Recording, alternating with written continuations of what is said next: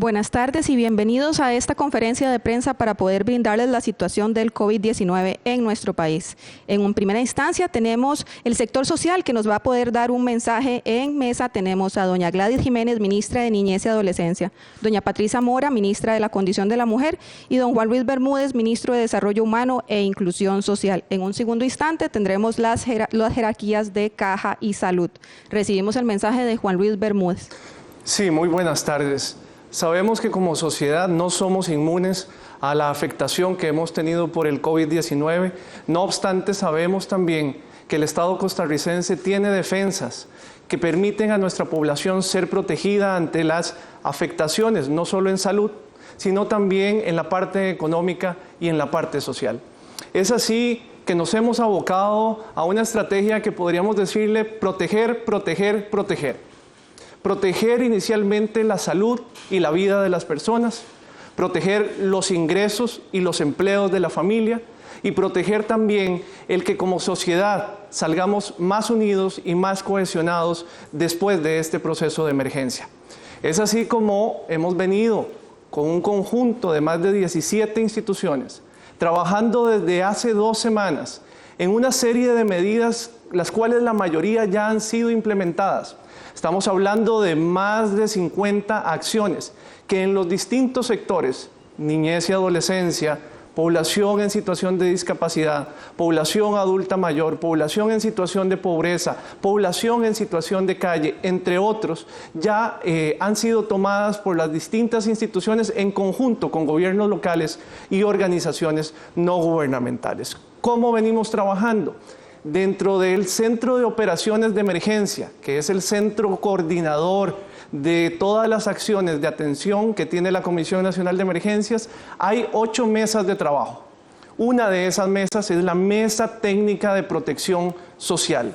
En esa Mesa Técnica de Protección Social participan instituciones desde Migración, IMAS, Instituto Nacional de Aprendizaje, Ministerio de Vivienda, también la DESAF, el Ministerio de Educación Pública, el Patronato Nacional de la Infancia, el Instituto Nacional de las Mujeres, Ministerio de Trabajo, CONAPDIS, CONAPAN, el IAFA, la Junta de Protección Social, la Caja y el Ministerio de Salud, entre otras instituciones, que a su vez se dividen en distintos equipos de trabajo. ¿Cuál es el objetivo de esta mesa de trabajo? Proteger a las familias, a las personas y a las poblaciones prioritarias y a su calidad de vida frente a las vulnerabilidades generadas por el COVID-19 y también por los impactos que la desaceleración de la economía y la reducción de las fuentes de empleo está generando. Es así como rápidamente, antes de darle la palabra a la ministra de la Niñez y la Adolescencia y la ministra de la Condición de la Mujer, puedo informarles que para familias en situación de pobreza se han mantenido las transferencias monetarias que ya estaban asignadas, exceptuándoles del cumplimiento de las condicionalidades previamente establecidas, porque justo queremos que en este periodo no haya riesgo de desatención. Segundo, hemos construido un protocolo de atención masiva a población en situación de pobreza afectada por el COVID. Y esto es muy importante y lo quiero recalcar aquí. Ningún habitante de este país debería cuestionarse el ir a un diagnóstico oportuno en razón de que su situación socioeconómica se lo impide o en razón de que su situación socioeconómica como proveedor o proveedora de la familia le hace cuestionarse qué va a pasar durante ese periodo. Hemos establecido un protocolo mediante el cual las órdenes de aislamiento de población con escasez de recursos nos permiten al Instituto Mixto de Ayuda Social intervenir de inmediato, garantizando un subsidio durante ese periodo de aislamiento.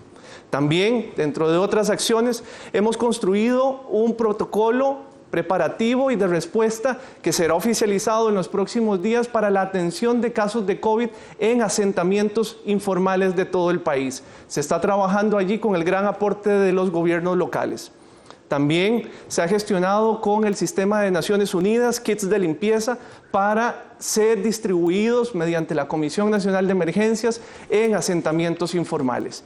En el caso específico de las personas en situación de discapacidad, Esta acción ha venido siendo liderada por el CONAPDIS, el Consejo Nacional de Personas con Discapacidad, y su directora, doña Lisbeth Barrantes. Ahí lo primero que hemos hecho es reconocer a la población en situación de discapacidad como población también vulnerable al contagio, por el uso de las ayudas técnicas, las sillas de ruedas, el tacto a la hora de hacer lectura braille o bien a la hora de hacer comunicación vía LESCO.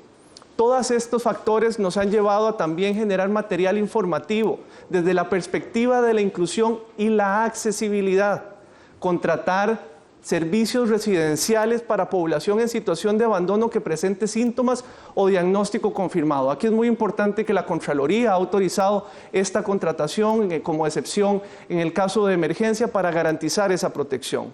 Y hay 900 personas que se encuentran ubicados en residencias o grupos o hogares grupales a las cuales se les ha brindado artículos de higiene y limpieza de tal manera que puedan subsanar los costos incrementales que esta situación nos ha generado a todos y a todas.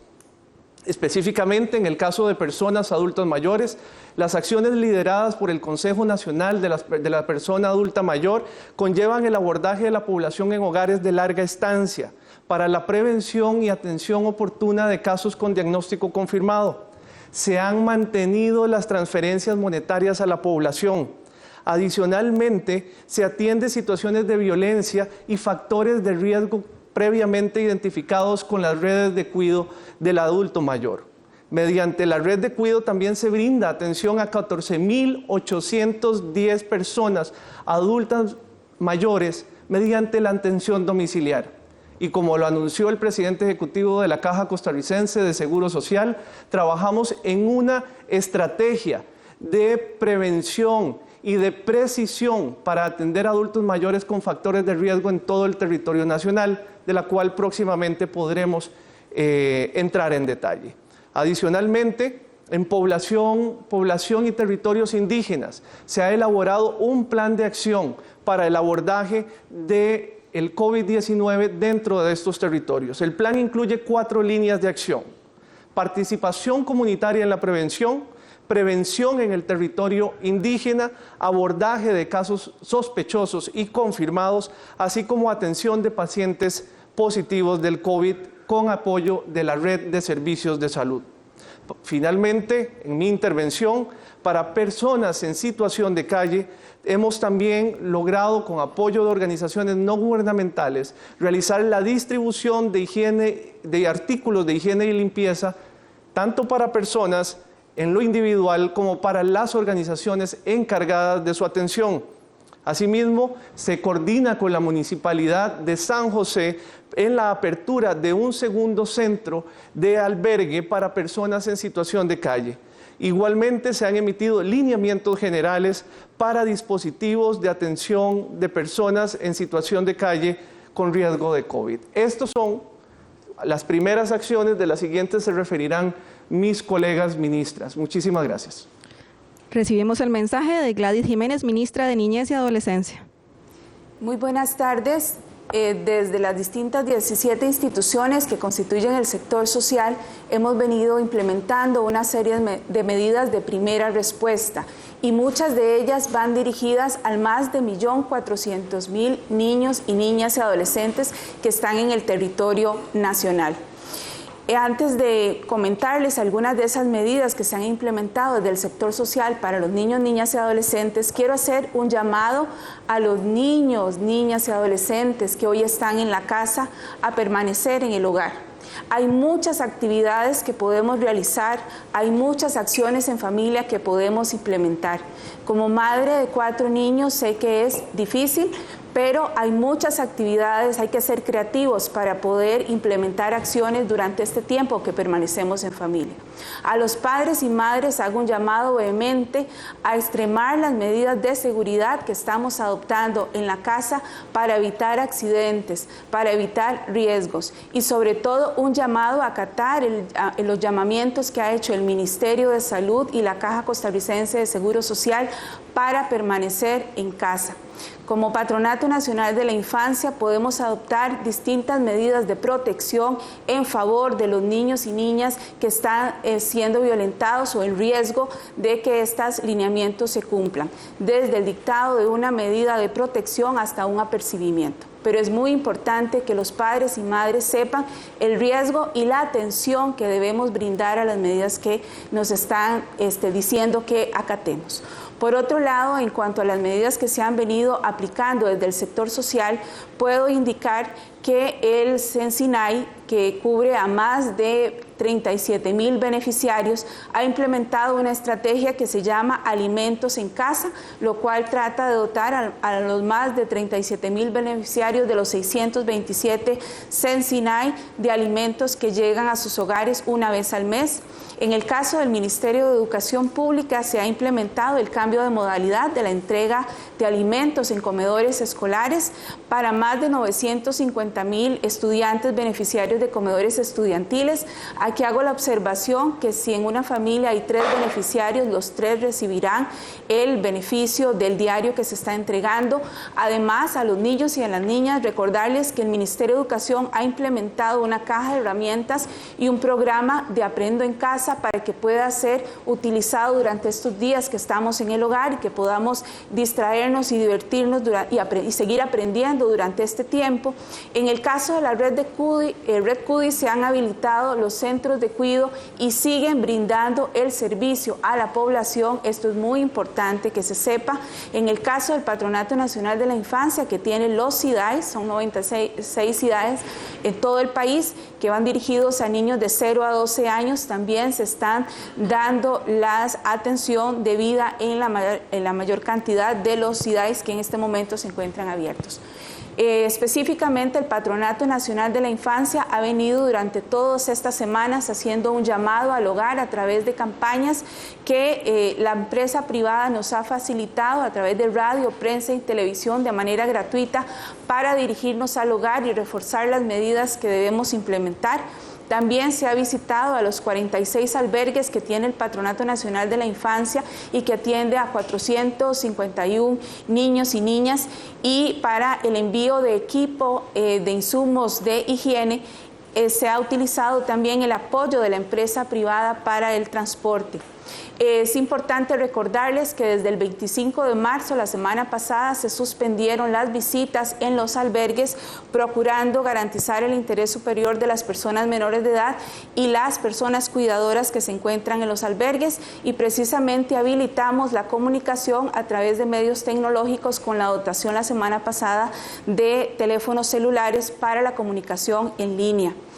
Se ha habilitado y se ha dado preferencia al uso de las tecnologías, pero eso no significa que las 53 oficinas locales del Patronato Nacional de la Infancia siguen atendiendo a través de los medios y las líneas que hemos habilitado, la 1147 para la consulta de niños, niñas y adolescentes, así también la consulta que se hace del 226-2626 para las madres adolescentes madres, y también el 911 PAN.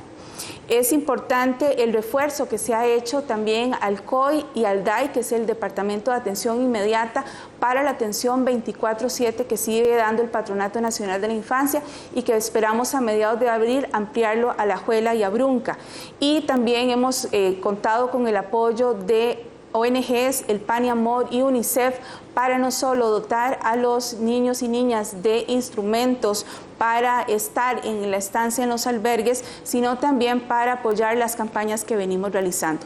Como pueden ver ustedes, son una serie de acciones que se vienen realizando para los niños, niñas y adolescentes del país, pero cierro diciendo que el ejercicio de los derechos y la garantía de este ejercicio de los derechos de nuestros niños, niñas y adolescentes es una responsabilidad de toda la sociedad. Por eso hago un llamado para que se denuncien las situaciones de riesgo en las que estén nuestros niños y niñas. Recordamos que el ambiente de familia ahora es un ambiente cerrado y puede incrementarse en algunas situaciones de riesgo, pero un llamado a toda la sociedad como Sistema Nacional de Protección a proteger a nuestros niños, niñas y adolescentes, y a trabajar juntos y juntas, porque de esto vamos a salir muy pronto.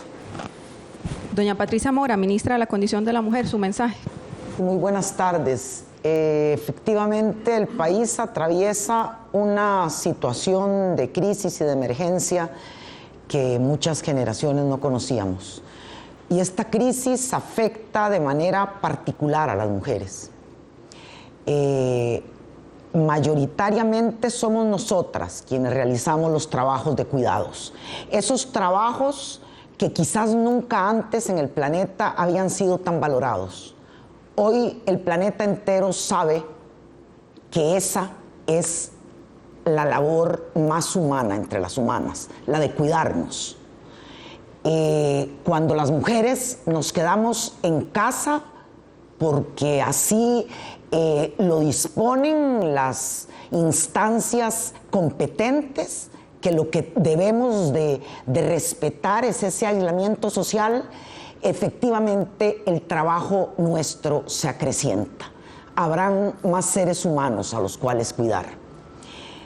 Pero además, al vivir en espacios pequeños y confinados, somos las mujeres las que estamos más expuestas no solo al contagio por el virus, también al estrés y también a lo que significa para nosotras saber de qué hablamos cuando hablamos de violencia intrafamiliar y de violencia de género. Por eso, antes de seguir, quiero hacer un llamado vehemente, amoroso, pero vehemente. Atravesamos un momento terriblemente difícil, pero lo estamos atravesando con la cabeza en alto, porque este es un país que se quiere. Es un país en donde hoy funciona un Estado social de derecho y en donde, para honrar a nuestros antepasados, debemos de asegurar en nuestros hogares, en nuestras familias, en nuestras casas, un clima absolutamente libre de violencia, un clima de respeto. Las costarricenses y los costarricenses hemos sabido respetarnos a lo largo de las décadas. Hagámoslo hoy también en procura de no causar más estrés y más problemas. Además, las mujeres, cuando somos asalariadas, tenemos hoy el trabajo ese remoto, el teletrabajo, al que le añadimos los trabajos de cuidados. Pero además, y es esta una preocupación central del Instituto Nacional de las Mujeres, la informalidad en este país tiene cara de mujer. Las mujeres somos quienes mayoritariamente trabajamos de manera independiente. Es decir, salimos a ganarnos el sustento diario con trabajos que no tienen seguridad social, con trabajos que no tienen la cobertura que puede tener el sector formal de la economía. Y entonces es muy difícil poder vivir el aislamiento social, el confinamiento, si no tenemos la seguridad de cómo vamos a llevar el plato de alimento a nuestra mesa. Las mujeres hemos estado en primera línea. La Organización Mundial de la Salud nos habla de que más de un 70% del personal sanitario en el planeta somos mujeres. Las mujeres somos quienes cuidamos y por eso, porque el Instituto Nacional de las Mujeres en este país tiene la claridad de que es nuestra responsabilidad garantizarle a las mujeres que aquí vivimos las mayores cuotas de bienestar posibles, es que hemos tomado medidas para reforzar a través de medios virtuales, líneas telefónicas y correo electrónico el acceso de las mujeres a nuestros servicios en los territorios. Estamos con 6 sedes regionales abiertas. Nuestras mujeres funcionarias que han dejado de ir a los territorios a la atención de talleres presenciales están hoy dispuestas y organizadas a atender a la demanda de servicios que las mujeres puedan estar y de información que las mujeres puedan estar presentando. Mantenemos la atención a través del Centro Operativo de Atención a la Violencia Intrafamiliar. Tenemos en este momento reforzado también nuestro Centro de Información y Orientación. Tenemos los servicios, insisto, de atención a la violencia contra las mujeres en la delegación de la mujer para quienes vivimos en la gran área metropolitana, en el 911 en caso de emergencia, en donde atendemos 24/7, y en nuestras sedes regionales, de las cuales en el portal web del INAMO, en nuestra página, aparecen los números telefónicos. Hemos también protegido los centros de albergues para mujeres afectadas por la violencia. Hemos organizado una residencia alterna para los casos de aquellas mujeres o niños o niñas que resulten contagiados. A través de la Mesa de Protección Social, de la cual formamos parte, estamos trabajando para garantizar el abastecimiento de productos de limpieza que nos garanticen el bienestar de las mujeres y de sus hijas e hijos que ahí tenemos. Estamos dando seguimiento y monitoreo a mujeres en condiciones de pobreza y de vulnerabilidad. El INAMO atiende semestralmente un promedio de 6,000 mujeres en pobreza. Este semestre habíamos ya iniciado con los 2 primeros talleres presenciales. Ese vínculo que desde la institución se tiene, en este caso, con esas 6,000 mujeres hoy inscritas, pero con las anteriores que en años pasados hemos tenido ya estos talleres de formación humana, estamos conformando y utilizando en este momento líneas telefónicas y de WhatsApp para saber nosotras de sus necesidades puntuales y poder de esa manera garantizarnos que las necesidades y demandas específicas de las mujeres más pobres y vulnerables en nuestro territorio sean tomadas, por supuesto, en cuenta en el momento en que el gobierno y las distintas instituciones empiecen a entregar los subsidios. Quisiera hacer un llamado a la corresponsabilidad de los cuidados. Hoy, como lo hemos visto, se ha acrecentado esa carga que históricamente hemos tenido a solas las mujeres, y pedimos que reflexionemos. Las labores de cuidados, hoy centrales para la supervivencia del planeta, debemos de repartirlas en partes iguales entre los miembros de la familia. Que sean unos días en los que podamos efectivamente retomar esa calma que normalmente ha estado en nuestro país y que hoy se ha visto perturbada por la irrupción de un virus como el COVID-19. Yo quisiera un llamado muy especial a las mujeres y decirles: ustedes no están solas. El INAMO no ha cerrado las puertas. Cada una de ustedes tendrá el acompañamiento que requiera de nosotras. Gracias, ministras. Ministras, y antes de que se deben retirar para continuar con su agenda, sí, por favor, tenemos una consulta a ambas. Sí se ha presentado un aumento en las denuncias en ambas instituciones desde que se presentó la emergencia. Brevemente, cada una. Doña Gladys. Sí, gracias. Estamos haciendo un monitoreo constante para saber si hay un incremento en las denuncias. Si bien no se ha incrementado, pero sí tenemos un promedio de 150 a 170 denuncias diarias que están ingresando por situaciones situaciones de violencia o negligencia que se presentan en los hogares. Pero insistimos, el tiempo de permanencia que tienen las personas en la casa no es lo habitual, no están acostumbradas a estar en estos espacios. Por eso es tan importante que se diseñen una estrategia de trabajo en conjunto, horarios que permitan establecer acciones diferenciadas para evitar esos amagos de situaciones de violencia. En cuanto a lo que son denuncias de violencia, el aumento ha sido hasta hoy muy leve.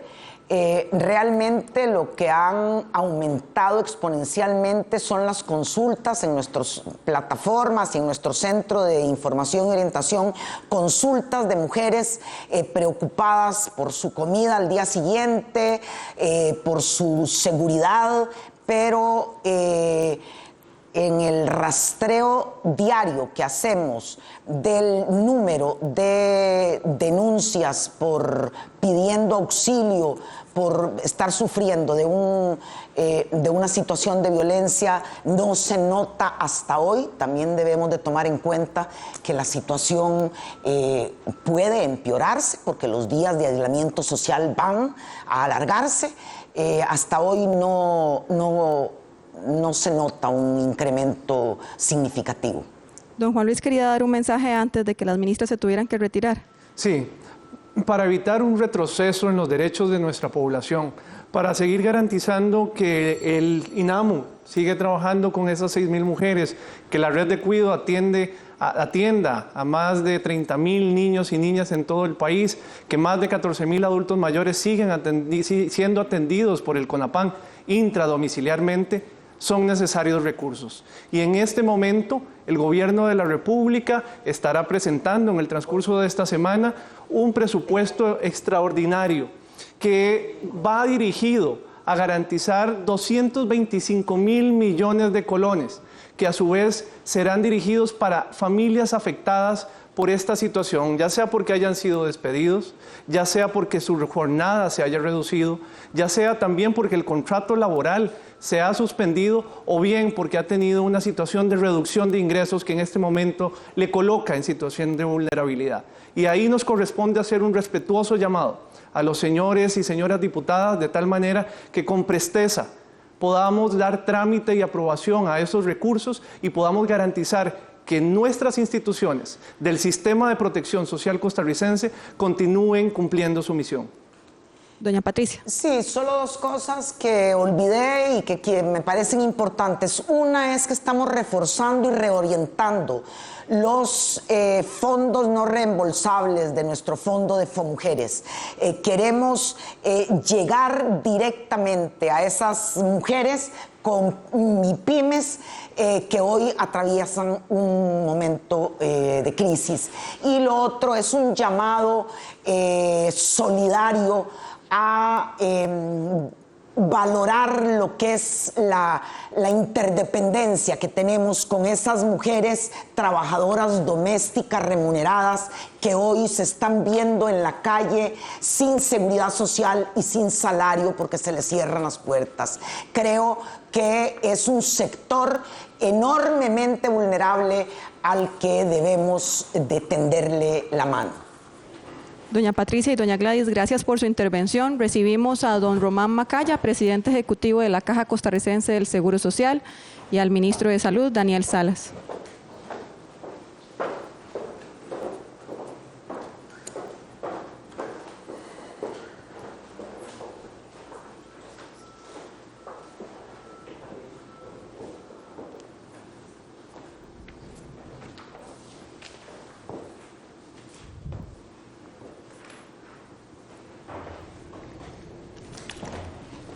Don Román, su mensaje, por favor.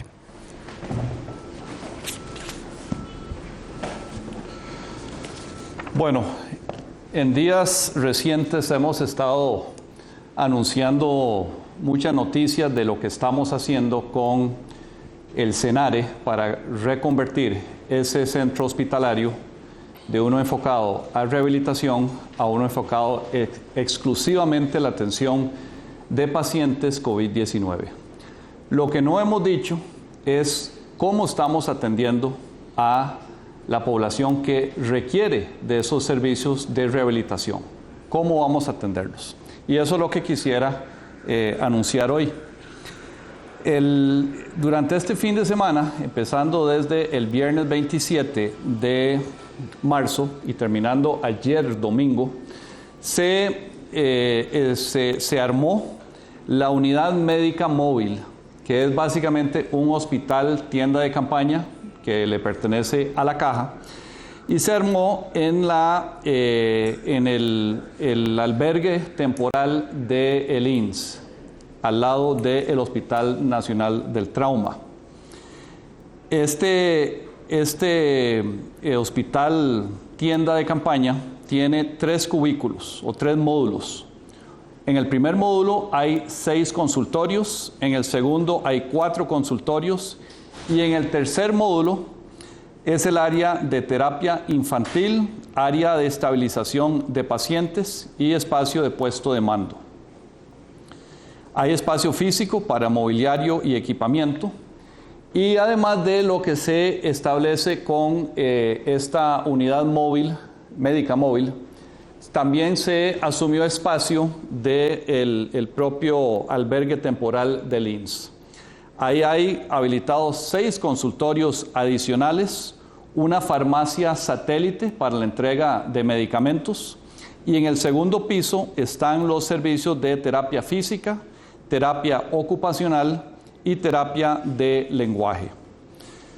La unidad móvil, médica móvil tiene todas las facilidades que se requieren, cumple con la ley 7600 en términos de rampas y espacios de acceso, tiene autonomía en cuanto a planta eléctrica y suministro de agua, tiene acceso a internet para el uso del expediente digital único en salud, nuestro expediente EDUS, computadoras y todo lo que se requiere para que esto funcione como si estuviera operando el SENARE que hoy conocemos.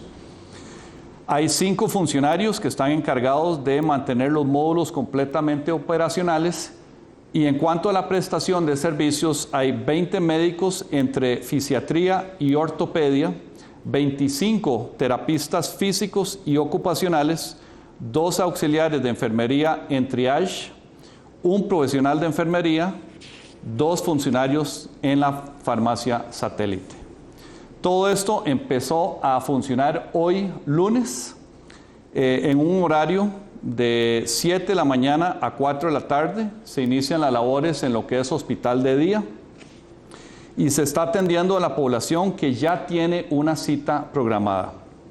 Los pacientes deben llevar el papel de la cita original y se le está pidiendo a todo el personal o toda la población que requiere de los servicios del SENARE que actualicen su información telefónica, porque hemos estado haciendo algunas llamadas para contactar a la gente, para indicarles en qué día deben venir a estas nuevas instalaciones temporales para SENARE para recibir los servicios. Y en algunos casos no estamos pudiendo localizar a la persona. Pueden actualizar su información llamando al call center del SENARE, que también opera de 7 de la mañana a 4 de la tarde. Ese teléfono es el 22 32 82 33. Repito, 22 32 82 33, y con eso pueden actualizar su teléfono y otros datos de la información. Y ahí básicamente le van a orientar para establecer el orden de los pacientes que se van a atender en estas nuevas instalaciones del SENARE. También se está dando la consulta por telemedicina. Eso es algo que continúa especialmente para las regiones más lejanas.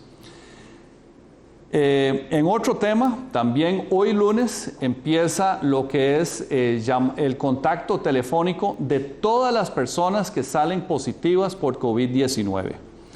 Se está partiendo en 2 grupos. Las personas menores a 15 años están siendo llamadas por pediatras del Hospital Nacional de Niños y las personas mayores a esa edad están siendo contactadas desde el Sendeis por los residentes de medicina familiar. Y ahí hay una gran cantidad de consultas que le pueden responder a las personas. Normalmente cuando hacen estas llamadas, las personas que ya han sido diagnosticadas positivas tienen a veces mucho temor, tienen muchas consultas, pero la experiencia en esta mañana ha sido muy satisfactoria de resolver y contestar esas preguntas. Y a la noche de hoy esperamos haber contactado al menos una vez a todos los pacientes o todas las personas que han dado positivo. Recordemos que la mayoría de ellas están en su casa, la mayoría de ellos no tienen ningún síntoma grave, inclusive ahí pueden haber hasta asintomáticos, pero los van a contactar. Nada más estén tranquilos, ya tenemos su información, porque cuando se notifica la orden sanitaria de aislamiento, se les toman los datos para comunicarnos con ustedes. Así que el día de hoy, al menos una vez estaremos contactando a todos los pacientes que han dado, o las personas que han dado positivas, para contestar todas sus preguntas y orientarlos en esta etapa. Don Daniel, su reporte COVID, por favor. Muy bien, buenas tardes a los presidente ejecutivo de la Caja, el ministro de Bienestar Social y a todos los que están sintonizando la transmisión. Tenemos, al ser 30 de marzo, 4 personas que se han recuperado luego de haber estado infectados con COVID, o más bien de haber tenido la enfermedad COVID-19. Tenemos en total 330 personas positivas por COVID-19 en un rango de edad que va desde 1 año hasta los 87 años. Se trata de 160 mujeres y 140 hombres, de los cuales 303 son costarricenses y 27 son extranjeros. Tenemos 52 cantones que han reportado casos positivos en las 7 provincias del país. Si lo dividimos por categorías en grupos de edad, 293 son adultos, 24 son personas mayores y 13 son menores de edad. Se han descartado un total de 3.362 personas, y yo aquí quiero hacer un paréntesis para explicar que se han hecho más pruebas de esas 3.362 que se han descartado, más los que han salido positivos. ¿Por qué es eso? Porque hay personas que salen indeterminados, por ejemplo, y se les tiene que volver a correr la prueba.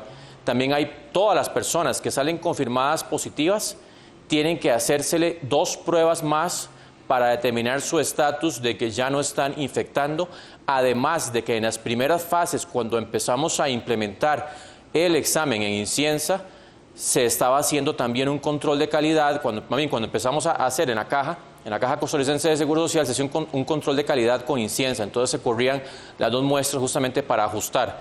Y eso es muy importante aclararlo, porque sí se han hecho más pruebas de si sumamos solamente las personas que se han descartado de las personas que han salido positivas. Además, contabilizamos 2 lamentables fallecimientos, ya lo hemos dicho, 2 personas adultas mayores costarricenses de 87 años ambos. Tenemos en total en hospitalización 15 personas positivas por COVID-19 y tenemos 7 personas en unidad de cuidados intensivos en edades que van desde los 36 años hasta los 69 años. Además, vamos a indicar que en lo que corresponde a la restricción vehicular sanitaria, recordemos que tomamos esta medida para permitir una menor circulación de vehículos, especialmente en la noche, y que el fin de semana lo redujimos o empezamos a aplicarlo a partir de las 8 de la mañana. Dejó 331 multas por infringir la disposición y 434 partes. Y también, lamentablemente, fueron sorprendidos 18 conductores en estado de ebriedad. Y aquí yo llamo esto porque hemos llamado a toda la población a que nos unamos, a que seamos cautos, a que no ejecutemos conductas que sean irresponsables con nosotros mismos y con los demás, pero sigue habiendo incumplimiento de estas medidas. Y ya todos sabemos, por ejemplo, que no se debe conducir un vehículo en estado de ebriedad. Y sin embargo hay personas que lo siguen haciendo y son multadas. Y lo digo porque en este momento el llamado es a que tengamos una actitud, como lo dijo el director general de la OMS, doctor Tedros, una actitud de humildad, de solidaridad, de empatía. Porque no solamente la posibilidad de que muchas personas puedan ofrecérseles esa asistencia en unidad de cuidados intensivos cuando lo ameriten está en todas y todos nosotros, sino también esta humildad, esta tolerancia tiene que desarrollarse porque estamos en este momento bajo el llamado de quedarse en casa.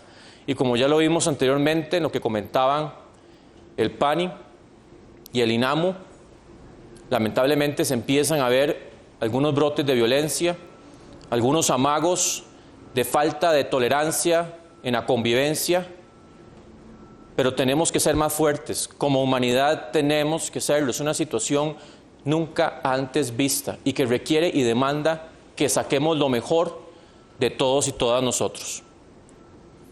Lo mismo, he tenido reportes, por ejemplo, en Pérez Celedón. Recordemos que esto va para varias semanas más. Y he tenido reportes de que han salido corredores en grupos a andar en bicicleta o a andar corriendo. Y lo hemos dicho muchas veces, esa no es la actitud. Por favor, pueblo de Costa Rica, esa no es la actitud. No, cuando dijimos que se podía hacer actividad física un ratito fuera de la casa, solo, fuimos muy enfáticos en decir no vayan en grupos, no se organicen. Y esto no aplica para adultos mayores, ya dijimos que los adultos mayores no deben salir a hacer actividad física. Pero yo llamo al llamado de verdad a que tengamos cordura, a que tengamos... En esto no estamos pasando todavía lo peor, estamos empezando a subir la curva. Así que falta todavía. No seamos de verdad desconsiderados, no seamos omisos a los llamados de atención que hemos venido recalcando una y otra vez. Así que por favor, yo llamo a ese sentido de cordura, ese sentido de raciocinio, ese sentido de solidaridad. También adelanto que en todas estas pruebas que hemos recibido, hemos ya tenido 81 pruebas que han sido recibidas, notificaciones de los laboratorios privados, en donde se han captado 4 casos positivos de esos 330 personas positivas que reportamos hasta la fecha. Y eso es importante porque, como hemos dicho, aquí una de las estrategias que tenemos que ir trabajando y que ya estamos trabajando intensamente es aumentar la capacidad de testeo a nivel nacional, y en eso pues también junto con la Caja, que es nuestro proveedor de servicios por excelencia a nivel público, estamos trabajando fuertemente para tener cada vez más capacidad. Insisto, hasta el momento no se ha necesitado sobrepasar la capacidad ya establecida en todos los laboratorios de la Caja y del INCIENSA en conjunto, pero estamos conscientes de que va a llegar un momento en que esa capacidad se va a sobrepasar y que tenemos que tener esa capacidad ampliada, implementada. Así que seguimos con el balance. El balance es la batalla contra el virus, la ganamos todos y todas en conjunto. Siga quedándose en casa todo lo que pueda, solo salga verdaderamente si es sumamente necesario.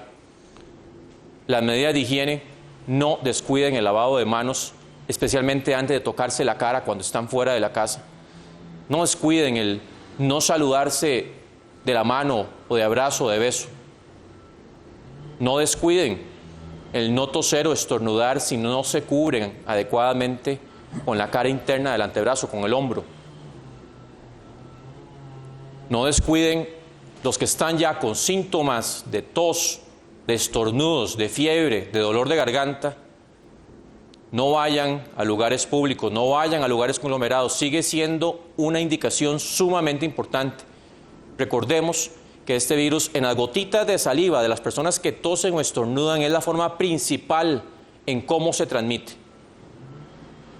Así que si seguimos esas recomendaciones y desinfectamos también las superficies que son de uso común, que tocamos muchas veces con las manos y que sabemos que las manos no pueden ser llevadas a la cara si no nos hemos lavado antes, eso va a ayudar muchísimo, muchísimo a que no tengamos el despertar explosivo de esta transmisión de virus, que es lo que no queremos tener en nuestro país y que definitivamente es una responsabilidad, reitero, compartida de todos y todas. Gracias. Nada más para precisar, el dato correcto son 160 mujeres y 170 hombres. Okay.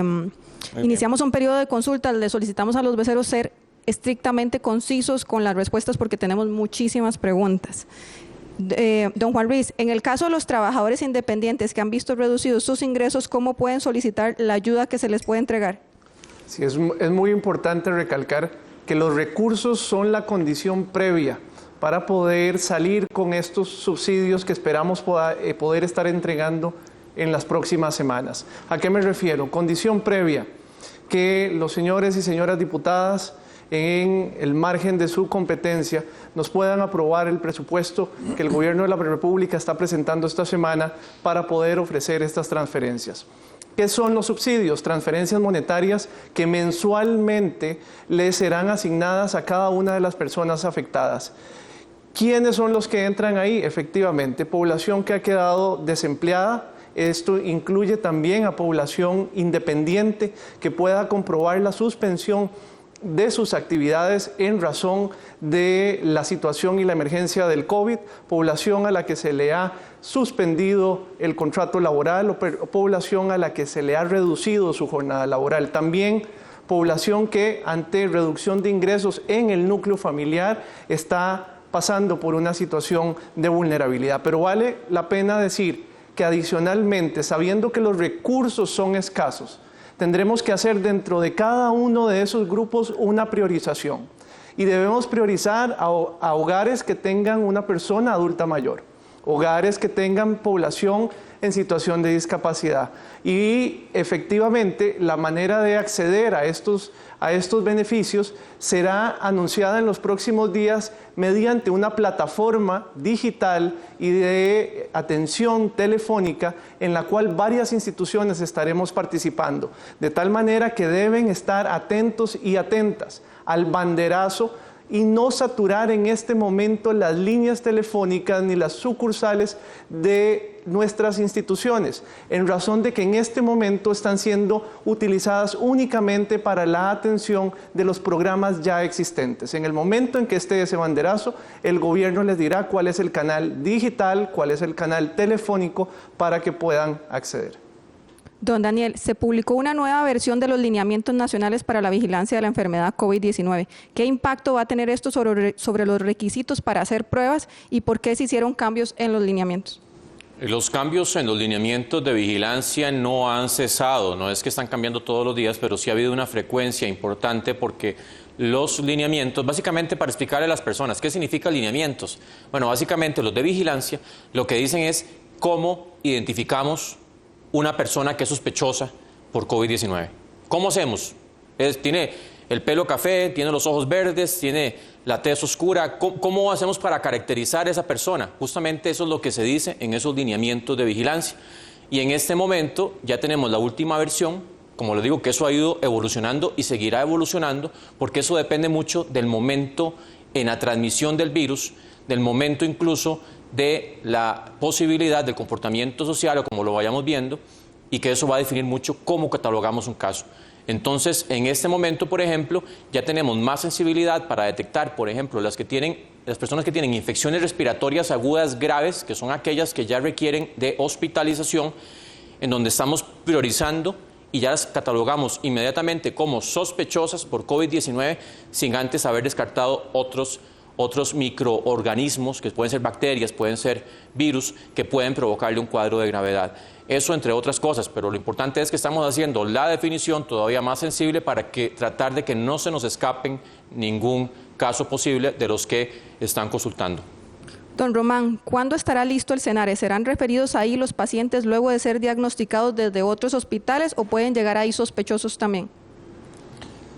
Bueno, el Senare es el centro que va a tratar pacientes exclusivamente, o sea, el único centro que tenemos que a este momento es el que va a atender solo este tipo de pacientes.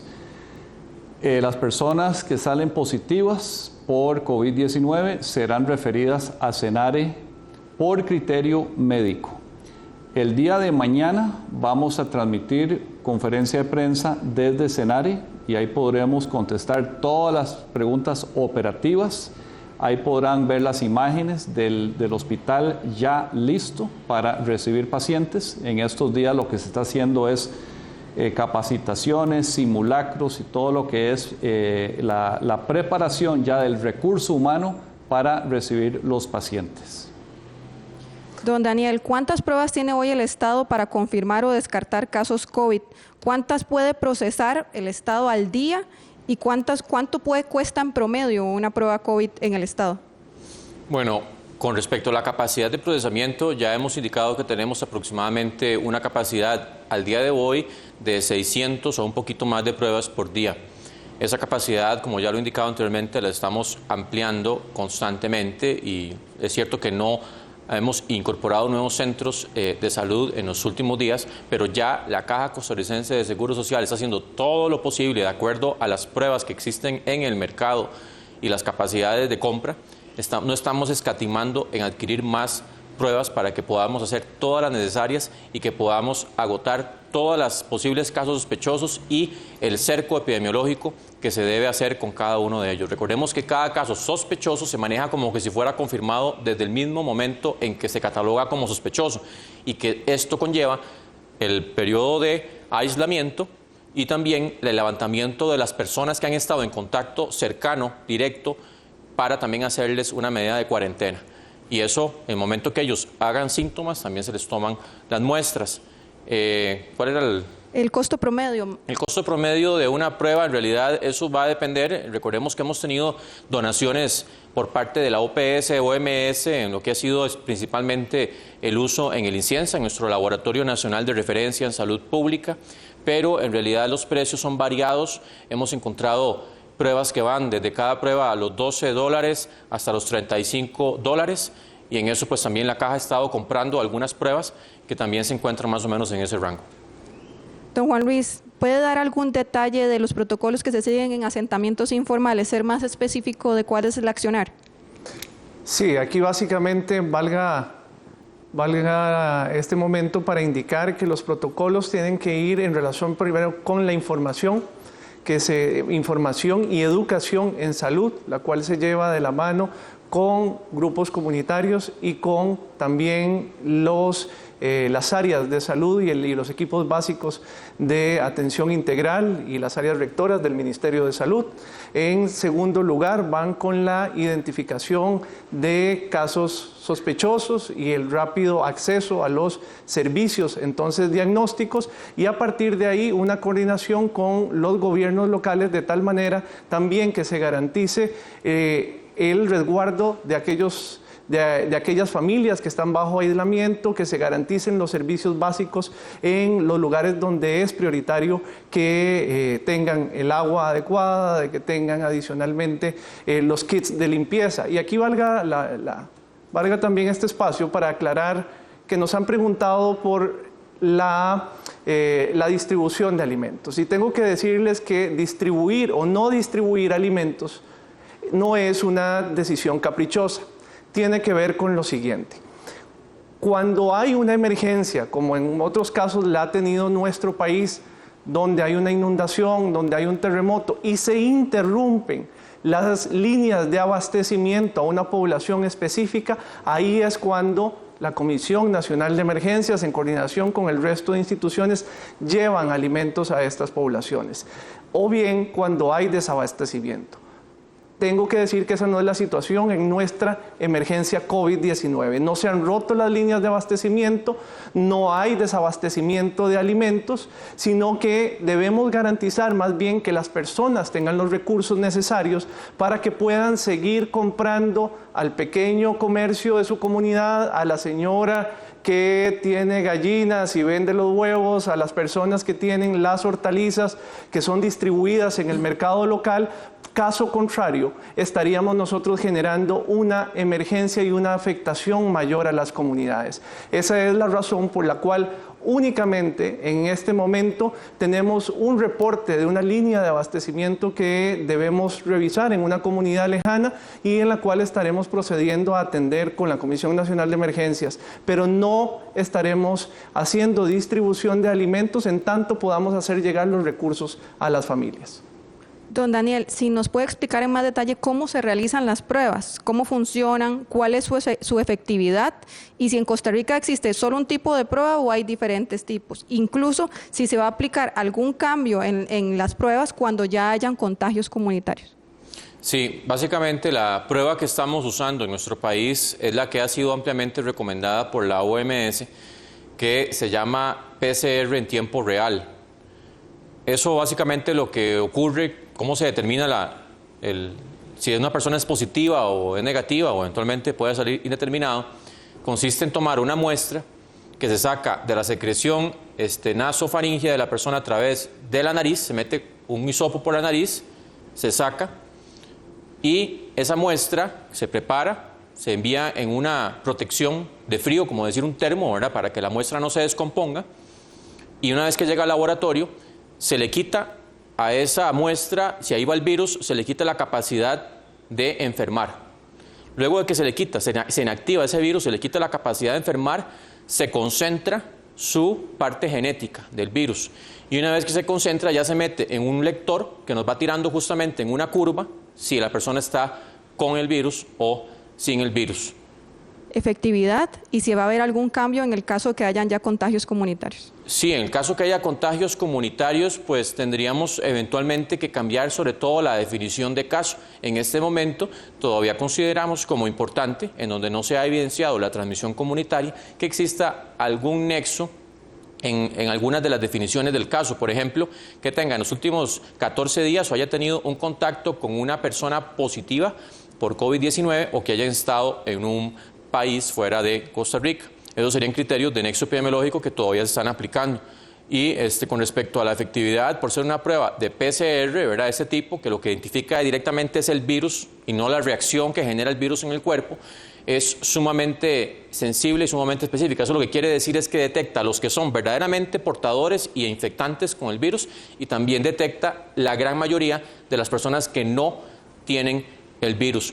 Porque hay otras pruebas que han habido mucha pulso para que empecemos a aplicarlas, pero que todavía la OMS, la Organización Mundial de la Salud, no las recomienda, que son las pruebas rápidas, que no detectan directamente el virus, sino que lo que detectan es la reacción que genera el virus en el cuerpo.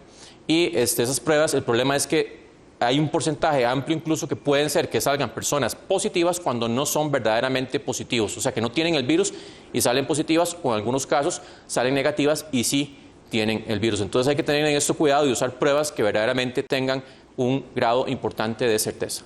Don Román, ¿cuál es la ruta de los insumos de protección para personal de salud? ¿A dónde están y cuándo estiman que llegan a Costa Rica? Bueno, hay una gran cantidad de insumos, especialmente en lo que es equipo de protección personal, mascarillas, guantes, batas impermeables, las gafas de protección. Y tenemos un stock, un inventario en almacén central y eso se distribuye a todos los centros del país que los requieren para proteger a nuestro personal. Voy a buscar aquí en cuanto a los inventarios actuales y estimaciones de entrega. Por ejemplo, con mascarillas N95 que son recomendadas, tenemos en este momento un inventario a nivel de almacén central. Esto no incluye todo lo que está distribuido a lo largo del país en los diferentes centros, pero en almacén central son 6.600 unidades, pero llegarán 300.000 adicionales el 9 de abril, otras 300.000 el 13 de abril y 640.000 el 18 de abril. Ahí estamos hablando de más de 1.2 millones de unidades. Batas impermeables en este momento a nivel central tenemos 11.000, pero quedan por ingresar 100.000 unidades más el 8 de abril. Mascarillas descartables quirúrgicas, tenemos 1.2 millones en inventario y ya se tramitó una compra de 3.9 millones de unidades adicionales. En cuanto a lentes de seguridad, el inventario es de 300, pero quedan por ingresar 700,000 unidades, más que son 200,000 el 13 de abril y 500,000 más el 24 de abril. Estamos hablando más bien de 700,000 unidades. La gerencia de logística está en una búsqueda constante de suministro de estos materiales que son, por lo general, son desechables, son consumibles. Y también hay un gran esfuerzo que se está realizando en el país por comenzar la producción local de muchos de estos insumos. Don Daniel, ¿existe un subregistro de los casos de personas que han desarrollado la enfermedad por coronavirus en el país? Nos referimos a las personas que pueden presentar síntomas pero que deciden no reportarse ante las autoridades de salud. ¿Cuál es el mensaje a estas personas que deciden, como dicen, aguantarse en casa hasta que se les pasen los síntomas? Bueno, ya también lo hemos indicado en varias conferencias consecutivas, hay un porcentaje de personas que tienen o del todo no síntomas, no tienen síntomas visibles de un cuadro respiratorio como el dolor de garganta, la tos o la fiebre, pero sí pueden estar infectando el virus. Es un porcentaje reducido. Ya hemos dicho, la capacidad de transmitir el virus especialmente se da cuando ya hay síntomas activos. La gente que está tosiendo, que ya tiene fiebre, eso lo que me está diciendo es que la concentración, la cantidad de partículas del virus en la sangre ya es tan importante que le lleva a la persona a tener síntomas. La transmisión por personas sin síntomas sí se puede dar también, no es la más importante. La más importante siempre va a ser de las personas que tienen síntomas. También hay personas que tienen cuadros muy leves, que no tienen la triada, ¿verdad? O los 4 síntomas que hemos indicado de la fiebre que tiene 38 grados, de la tos que generalmente es seca, del dolor de garganta y la dificultad respiratoria. Hay gente que no tiene esos 4 síntomas o signos en esa claridad, pero pueden tener un cuadro muchísimo más leve, desapercibido. Yo lo que sí indico es cualquier persona que tenga factores de riesgo y ya tenga tos o fiebre, tos y asocie dificultad respiratoria, inmediatamente vaya al servicio para que sea tamizado, porque eso no podemos esperar a que la persona se complique. Incluso ya si vemos que puede ser que tenga un poquito de fiebre, pero si hay un factor de riesgo importante y manifiesta la dificultad respiratoria, que no es por la secreción nasal, sino es que ya no puede estar respirando con toda la libertad que lo hacía antes, inmediatamente consulte. Don Román, nos consultan sobre el estado de salud general de los pacientes, 15 pacientes que tenemos hospitalizados confirmados, y si podemos entrar un poco más detalle de los de cuidados intensivos, más o menos cuánto tiempo tienen de estar ahí. Bueno, no vamos a entrar en lo específico del estado de salud de cada paciente. Irán aumentando probablemente el número de pacientes hospitalizados, entonces hay un tema tanto de privacidad como simplemente de tiempo que no vamos a dedicarle al estado de salud de cada uno. Por definición, la persona que esté en cuidados intensivos está en una situación delicada y por eso está en cuidados intensivos recibiendo toda la atención especializada que requiere. Algunos de estos llevan ya más de 2 semanas en cuidados intensivos y eso es algo que demuestra que una vez que las personas se complican con esta enfermedad, pueden tener estancias en cuidados intensivos muy largas. Y de nuevo, por eso es que reiteramos ese llamado de quedarse en casa, porque ese recurso de camas de cuidados intensivos es de los más limitados que hay en todo el sistema de salud. Y cuando se saturan esos servicios, no solo se saturan por el corto plazo, sino que son estancias largas. Esa es la situación en la que estamos hoy. Don Daniel, ¿por qué los casos aumentan relativamente poco en comparación con el comportamiento que tienen otros países como España e Italia? Y también, ¿por qué es que tenemos solo 4 personas recuperadas? Bueno, yo considero que definitivamente no podemos desacreditar las medidas que hemos ido tomando en el sentido de la prohibición, por ejemplo, de las actividades de concentración masiva, los espectáculos públicos, de haber suspendido el ciclo lectivo, de haber cerrado fronteras, de haber promovido y obligado, en el caso del sector público, el teletrabajo, de haber prohibido actividades que no son esenciales y que conglomeran muchas personas, o reducido también el aforo en algunos otros. Todas las medidas que se han venido implementando, la restricción vehicular, todas han ido sumando, pero también yo siento, y lo he reiterado, y estoy muy agradecido con la población, que en la mayor cantidad de personas yo sé que sí han estado haciendo caso del quédese en casa. Si no es sumamente necesario salir, que se queden en la casa. Yo en eso estoy dándole crédito a mi país, a Costa Rica, que ha escuchado y que ha tenido esa capacidad de reaccionar. Claro que hay gente que no hace caso y que ha recibido estas multas, o que hemos visto, ¿verdad?, pues comportamientos en algunos lugares inapropiados, en el sentido de, recordemos que aquí no es quedarse en casa para hacer fiestas, es quédese en casa para evitar aglomeraciones, para evitar grupos de personas. Y esa es la consigna. Entonces, en realidad, yo creo que este comportamiento que hemos tenido responde a las medidas que hemos tomado como gobierno, también que las hemos tomado, siento, en el momento, en el rango más oportuno, y que también hemos tenido una respuesta satisfactoria de una gran mayoría de la población.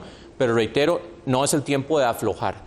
Estamos empezando en esa curva ascendente, y en el momento, créanme, que nosotros podamos leer el escenario y digamos que ya podemos ir retomando nuestra vida como siempre lo hemos conocido, lo haremos en ese momento. Pero esto requiere sacrificio, requiere humildad, requiere desarrollar ese ejercicio de tolerancia, de solidaridad, que estoy seguro que todos lo tenemos porque está inmerso en nuestra condición humana. Lo de por qué tenemos solo 4 personas recuperadas. Bueno, las personas recuperadas, recordemos que el virus, cuando una persona ya lo manifiesta, tiene los síntomas de la tos, de la fiebre, de dolor de garganta, de la dificultad respiratoria, van a pasar entre 14, 17 o incluso 20 días para que el virus, o en algunos casos puede ser incluso más, para que el virus ya no esté presente en las secreciones, en las gotitas de la saliva. Entonces, justamente, por eso es que tenemos muchos casos positivos, pero tenemos que esperar a que pase ese tiempo para volverles a hacer las pruebas, para ya comprobar una de dos: o que el virus persiste y tenemos que seguir con ese aislamiento, o que el virus ya no está y entonces podemos decir que se recuperó y puede retomar su actividad usual, siempre bajo la consigna de ayudar a los demás en el lema de quédese en casa. Juan Luis, ¿ya Lima sabe cómo va a identificar a las familias que requieren una colaboración? ¿Cómo van a definir 375,000 familias? Así es importante recordarle a la población que el sector público tiene un sistema que se llama el SINERUVE, el Sistema Nacional de Información y Registro Único de Beneficiarios.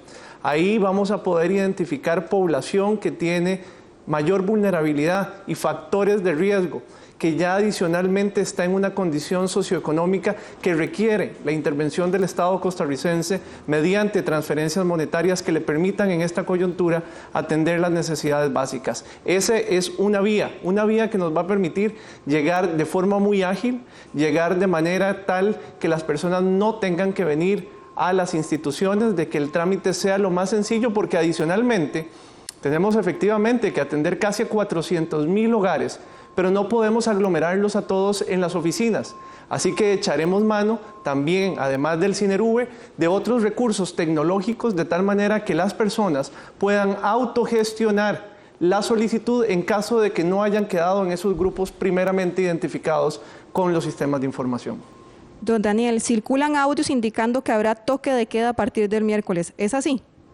Ya hemos indicado que, primero, en Costa Rica no existe la figura de toque de queda como tal. Eso es en países que tienen regímenes militarizados. No tenemos eso en Costa Rica. Lo que aplicaría eventualmente es, en primera instancia, una restricción al libre tránsito de personas, individual y colectivo, que eso se da por un decreto ejecutivo, y después ya tendría que ser el legislativo el que pueda prolongar esa medida. Ya hemos indicado que eso se anunciará con debida antelación en el momento en que se considere, tanto por el comportamiento de los casos y cómo se van transmitiendo, y también en el escenario de las posibles repercusiones que pueden tener ciertos momentos o de la respuesta social que se está generando en cuanto a las medidas que se han estado indicando. Entonces nosotros hacemos un balance entre esos dos factores, principalmente los momentos epidemiológicos, la cantidad de casos que se van reportando, por ejemplo, personas en unidades de cuidados intensivos, los fallecimientos, pero también es muy importante momentos que pueden significar un riesgo incrementado o bien la poca respuesta, eventualmente que la gente se empiece a confiar, que dijeron esto ya no viene, cuando les digo estamos apenas empezando, y entonces ahí sí tendríamos eventualmente que considerarla de forma ya como tiene que ser, pero sí eso va a ser anunciado con antelación. Don Daniel, se le está dando orden sanitaria a todos los nacionales que ingresan al país. ¿Quién está controlando que en efecto cumplen esta orden sanitaria de aislamiento? Y además, existen dudas de estas personas que regresaron al país y que no se les hizo examen. Ellos están haciendo cuarentena, pero ¿cómo podemos tener confianza en los números que da día a día el ministerio si estas personas podrían estar contagiadas y no tenemos ese test? Ya hemos dicho que las personas sin síntomas no se les hace una prueba. Las personas cuando están en ese periodo que regresan al país y se les indica el aislamiento preventivo, la cuarentena preventiva, si desarrollan síntomas, en ese justo momento se toma la muestra y se verá si corresponde con un COVID-19 positivo o no. Antes de eso no se amerita la toma de la muestra porque la probabilidad de que una persona sin síntomas salga positiva es muy, muy, muy baja y tenemos que enfocarnos también en las personas que sí tienen síntomas. Y respecto a ya hemos indicado, aquí hay una vigilancia por parte del Ministerio de Salud, la orden sanitaria se entrega por parte del personal de migración, los policías de migración, que yo ya les conferí la condición de autoridad sanitaria, así que ellos pueden emitir esa orden sanitaria y el seguimiento se lo hace directamente el Ministerio de Salud a través de diferentes formas, generalmente es por llamada telefónica. Y yo insisto, aquí también hay un deber cívico, responsabilidad de cada uno, también porque ya hemos tenido algunos casos que se han escapado y los han capturado en el aeropuerto que querían salir cuando tenían una orden sanitaria de por medio. Aquí tenemos todos que ser conscientes que no podemos faltar a ese deber cívico, a ese deber de responsabilidad social, porque una persona que salga y que está, por ejemplo, con síntomas y que está con una orden sanitaria, puede perfectamente generar toda una cadena de transmisión y eso es lo que estamos tratando de que no ocurra. Así que también yo sé que el término orden significa tiene que hacerlo, pero por favor, tomemos en consideración que hagámoslo porque queremos hacerlo, porque queremos ayudar al país a salir bien librados en la medida de lo posible del COVID-19. Don Román, indican que usted ha indicado que las citas programadas se están atendiendo en la caja. Los pacientes aseguran que no los están dejando entrar a los hospitales. Los guardas solo les sugieren llamar al número de la central. Los pacientes quieren saber lo que deben hacer ante estas citas. Bueno, por un asunto de seguridad de los usuarios, donde queremos evitar que haya una agrupación de personas que pueden ser un riesgo de contagio, es que se ha suspendido o se está reprogramando la consulta especializada en múltiples centros de salud de la Caja. Cada centro de salud está desarrollando su estrategia, ya sea de comunicación o de llamadas a los usuarios para reprogramar esas citas que estaban programadas anteriormente. Pero de nuevo, por favor entendamos que esto es por el bien de todos los usuarios. No queremos personas agrupadas masivamente y siendo potenciales focos de transmisión de este virus. Don Juan Luis, el Sinerube no tiene el registro de todas las personas que se han quedado en desempleo. ¿Qué harán con estas personas que en este momento no están en el sistema? Así es, haremos una combinación de instrumentos para identificar a la población. ¿A qué me refiero? Sinerube y otros sistemas institucionales se sumarán a mecanismos que habilitaremos para que las personas puedan hacernos la autogestión de su solicitud, de tal manera que identifiquemos, por un lado, a las personas que han quedado desempleadas, que se les ha suspendido el contrato laboral o se les ha reducido la jornada. Tengo que decir que también el Ministerio del Trabajo y Seguridad Social, que debe autorizar algunas de estas aplicaciones, de estas medidas extraordinarias en el cambio de la situación laboral, genera un registro. Y a partir de ese registro es que también estaremos atendiendo a esta población. Don Daniel, según las proyecciones de los expertos del Ministerio de Salud y los estudios que ya hemos realizado, ¿cuándo podría darse el pico máximo de contagios y eso de qué depende? ¿Cuántos casos significa llegar a ese pico y cuáles son los escenarios definidos para ese pico? Hemos indicado que sí se han manejado diferentes escenarios y no hemos querido adelantar cifras porque esto todavía tiene un manejo de incertidumbre importante. Sí sabemos que eventualmente el pico no lo vamos a tener en 2 semanas, eso sí está claro. Pero ya aventurar a decir va a ocurrir en tal semana o de tal a tal semana, todavía yo siento que estamos madurando la información. Recordemos que entre más cantidad de casos, la fuerza estadística, la potencia estadística que nos da esa cantidad de casos nos ayuda a predecir con mayor exactitud. Y en ese momento lo que sí les digo es, no está todavía cerca el pico, todavía faltan varias semanas para llegar a él y el pico significa la parte más encumbrada de todos los casos que se van a ir presentando. Luego del pico viene la bajada, que también es importante vigilarla, porque no podemos tampoco descuidarla, ya que ya hemos indicado la mayoría de la población está susceptible. Significa que nunca hemos tenido el virus en nuestro organismo. Así que la factibilidad de enfermarnos está latente. Don Daniel, ¿pueden referirse y explicar el pronunciamiento más reciente de la OMS respecto a las formas del contagio COVID, específicamente a la no existencia de transmisión por el aire? Sí, claro. Cuando nosotros tosemos o estornudamos, normalmente esas gotitas de saliva miden entre 5 micrómetros a 10 micrómetros. Eso es lo que generalmente miden. Son gotitas, unas partículas muy pequeñas. Cuando hablamos de transmisión vía aérea, en inglés se dice airborne transmitted disease, eso lo que indica es que las gotitas son tan pequeñas que incluso son menores a 5 micras. Y resulta que en el estudio más importante que hizo China, que son de 70 y resto de mil de personas, no se demostró que esa transmisión por gotitas más pequeñas fuera factible. Eso para la población, ¿qué significa? Que si yo voy caminando por ahí, que de repente la gotita esa tan pequeñita de saliva va flotando y yo me voy a infectar porque ingresó en mi nariz o en mi boca o en mis ojos. Eso ya indicamos, el estudio más importante, serio, que se ha hecho hasta el momento, con una muestra altísima de pacientes, ha demostrado que eso no es eficiente para transmitir el virus que provoca el COVID-19. Hay algún estudio que salió publicado en el New England Journal of Medicine, una revista muy importante, pero lo que ellos hicieron fue una simulación. Agarraron, como decir, una máquina de spray de pintura, obviamente mucho más sofisticada, y en un ambiente controlado vieron a ver si se podía transmitir por esa forma. Pero en la vida real las condiciones cambian mucho y para efectos prácticos se transmite por objetos contaminados con gotitas de saliva o bien por estar en menos de 1,8 metros de una persona que está estornudando o tosiendo. Eso es lo que se considera de riesgo para adquirir el virus. Don Román, ¿qué va a suceder con los pagos de seguros voluntarios e independientes, ya que muchos dependen de su ingreso y al estar en casa la deuda corre? Perdón, ¿podría repetir la pregunta? Sí, claro. ¿Qué va a suceder con los pagos de seguros voluntarios e independientes, ya que muchos dependen de su ingreso y al estar en casa la deuda corre? Bueno, esto es algo que es un reto país. O sea, sabemos que esta crisis no es solo una crisis sanitaria, va a haber una crisis económica asociada a esto.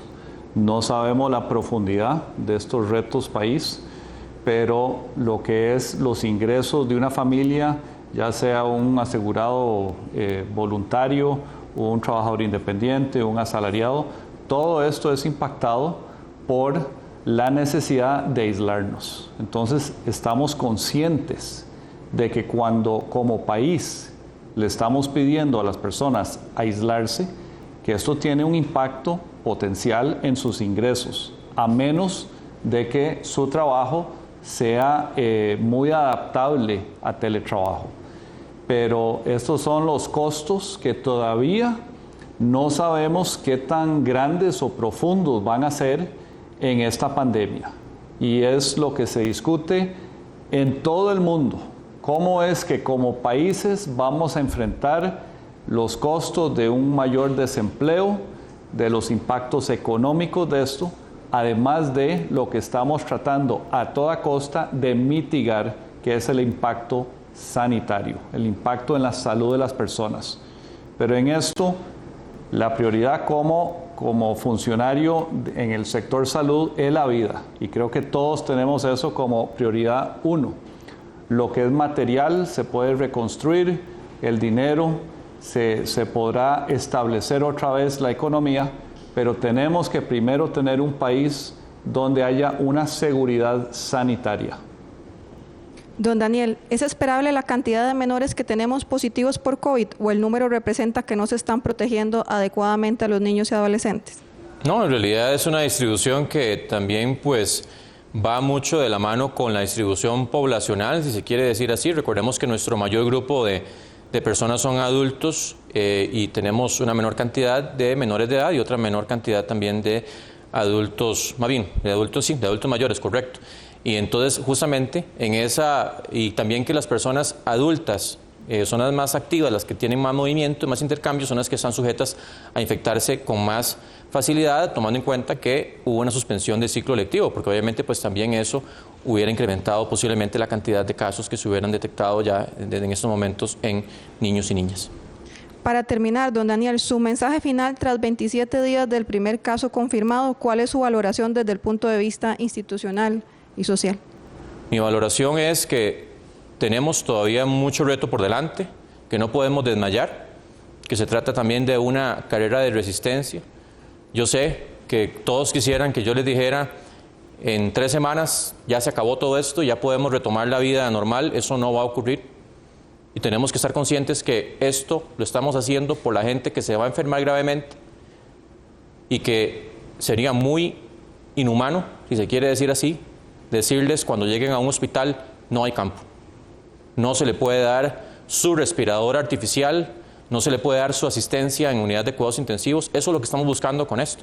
No es que vamos a detener la transmisión del virus, no es que vamos a salir tan fácil de esto. Todavía faltan, ya indicaba, varias semanas. Pero vuelvo a llamar al punto de que tenemos que desarrollar lo mejor de nosotros mismos como humanos, la solidaridad, la humildad, la resiliencia, la capacidad de sobreponernos cuando tenemos un evento inesperado y que nos está golpeando fuertemente, y que esto sintámonos que el mundo lo está viviendo en conjunto, o sea, que no es algo que estamos aquí en Costa Rica viviéndolo aisladamente, es el mundo el que lo está viviendo. Que lamentablemente en países que no han tenido esa respuesta, como la estamos generando gracias al apoyo de todos ustedes, han tenido un montón de personas fallecidas y están apilando los féretros o los ataúdes, en iglesias. Y eso es lo que no queremos que ocurra acá. Y eso depende mucho de todo ese músculo gubernamental articulado que estamos trabajando desde hace ya un mes y resto, pero que ocupamos esa respuesta de todas y todos ustedes, de toda la población, porque sin eso no podemos salir adelante. Insisto, yo sé que la gente se puede aburrir y decir, es que ¿cómo voy a estar en la casa tanto tiempo? Aprovechemos para reencontrarnos nosotros mismos como humanos y para salir de esta más fortalecidos. Y a lo largo es para también valorar lo que hemos dado por un hecho o por sentado todo ese tiempo.